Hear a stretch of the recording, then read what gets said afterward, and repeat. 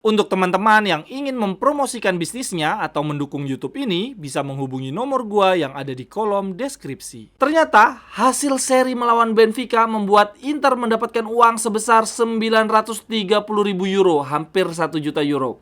Nah, sejauh ini di Liga Champions 2023-2024, Inter telah mengumpulkan uang sebesar 10,2 juta. Ini lumayan banget nih, udah bisa jadi satu pemain nih, udah bisa mendapatkan satu Belanova lah dengan uang segini. Cerewetan ceking kita, nyerewetin apa aja. Teman-teman yang sedang kalian saksikan saat ini adalah Cerewetin Inter. Apa kabar teman-teman semua? Semoga dalam keadaan sehat. Selamat berhari Jumat. Gue mau update beberapa kabar menarik dari klub kesayangan kita teman-teman, khususnya dari hasil seri 3 sama melawan Benfica. Berita yang pertama, tim La Liga Valencia tertarik merekrut Valentin Carboni, penyerang muda Argentina teman-teman, permata kita yang saat ini sedang dipinjamkan ke klub Monza.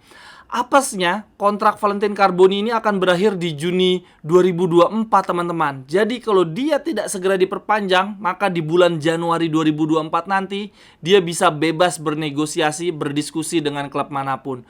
Aduh, jangan sampai deh kita kehilangan permata ini, kayaknya pemain yang bagus banget soalnya.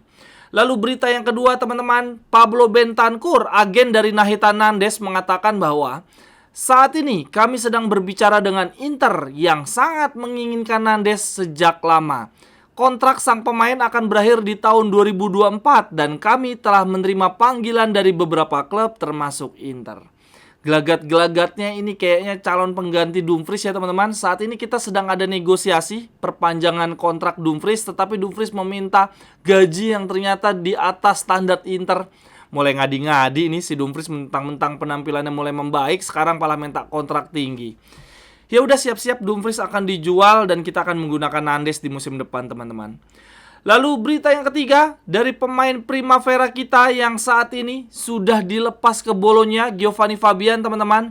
Dia ternyata baru saja memainkan starting 11 yang pertamanya untuk Bologna, tetapi sudah langsung mencetak gol keduanya di Serie A.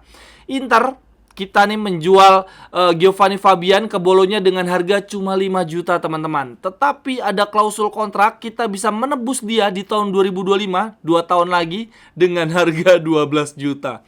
Aduh, ada-ada aja kontrak kayak gitu ya. Tetapi menurut teman-teman gimana nih? Apakah 2 tahun lagi Giovanni Fabian akan ada di levelnya siapa ya? Apakah ada di levelnya Fratesi atau Barella? Kayaknya kita mungkin akan ambil alih sih, kita ambil 12 juta tapi ujung-ujungnya dijual dengan harga 20 juta. Lalu lanjut teman-teman, untuk berita yang keempat ini dari pertandingan melawan Benfica.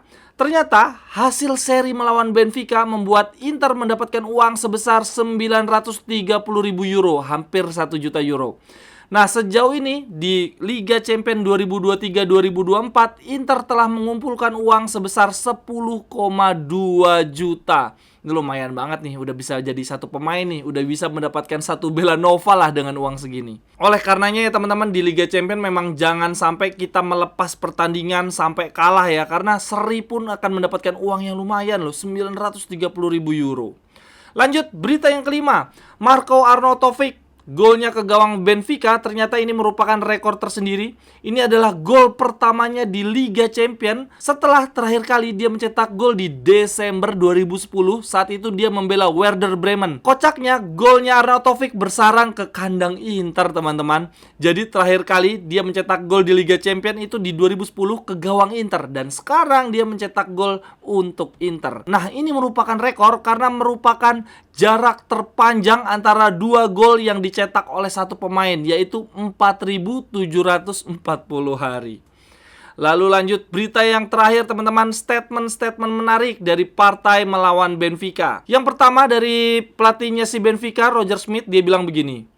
Di gol kedua Inter terjadi pelanggaran sebelumnya. Penalti itu hanyalah lelucon. Itu kesalahan pertama yang dilakukan wasit dan masih ada kesalahan-kesalahan lainnya. Itu dilakukan di pertandingan yang sangat penting, di momen-momen menentukan. Ada 6 wasit yang bekerja, tetapi kami mendapatkan keputusan-keputusan buruk. Ini merupakan sebuah bencana. Saya ngeri bagaimana hal ini bisa terjadi. Betapa banyak keputusan yang dibuat dengan buruk. Bagaimana bisa itu terjadi kepada kami? Aduh, ini pelatih emang gemar banget sih nyalain wasit. Terus dia bilang gini juga teman-teman. Para pemain kami pantas menang, tapi sayangnya kinerja tim wasit, aduh, saya ngeri mengatakan hal ini. Sulit dipercaya bahwa hal ini terjadi di Liga Champion. 6 wasit terlibat dalam pengambilan keputusan, namun penalti dan kartu merah tetap dikeluarkan. Seharusnya ini tidak terjadi.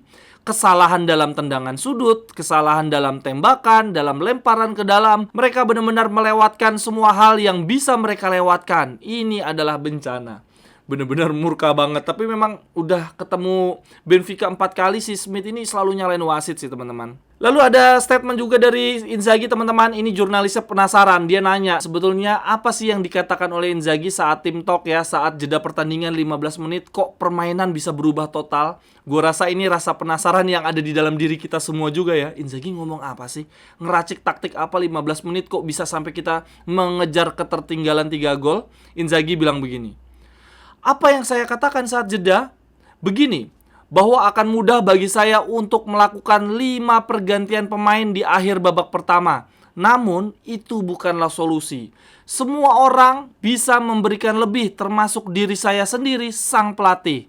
Saya mengatakan ke seluruh pemain yang tampil di babak pertama, bahwa apabila setengah dari mereka saja main dengan pendekatan yang baru, bermain lebih baik, maka itu sudah lebih dari cukup untuk membuat perbedaan di babak kedua. Dan memang begitulah yang akhirnya terjadi.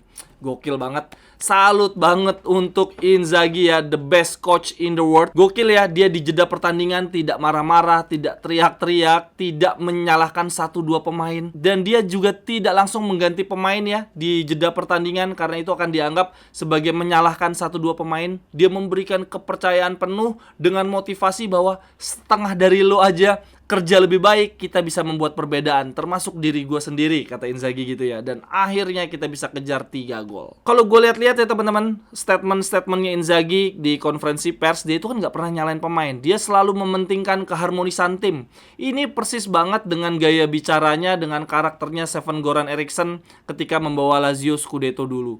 Itu karakternya persis banget, dan dia adalah pelatihnya Inzaghi dulu waktu di Lazio. Jadi karakternya kayaknya nih kebawa banget oleh Sven-Goran Eriksson. Lalu yang terakhir ada statement menarik dari Jan Bisek. Dia bilang begini, saya setuju dengan Carlos Augusto. Ini adalah masalah mental, bukan masalah fisik. Kami memasuki pertandingan dengan mental yang buruk. Saya tidak tahu kenapa, dan itu tidak ada hubungannya dengan rotasi. Namun di babak kedua kami memperbaiki segalanya dan kami bermain lebih baik. Mungkin kondisi fisik kami di babak pertama kurang sempurna karena beberapa pemain belum banyak bermain sehingga belum panas, membutuhkan waktu. Tetapi yang penting secara mental tidak ada di antara kami yang mau kalah. Di babak kedua kami semua kesal, kami semua sama sekali tidak ingin kalah.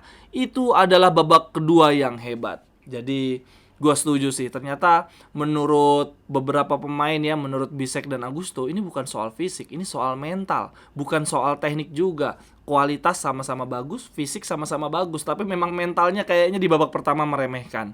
Oke teman-teman, yang terakhir gue akan undi. Ini pemenang giveaway ya, tebak skor Juventus Inter dengan hadiah parfum dari RMNC Parfum. Wah, ini pemenangnya cuma 2 nih yang berhasil menebak satu sama, yaitu dari Nas Cair dan Cu DVD.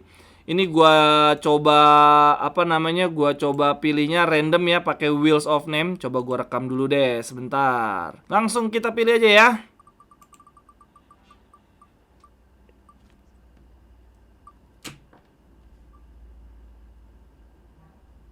Siapa nih? Ini gampang banget nih.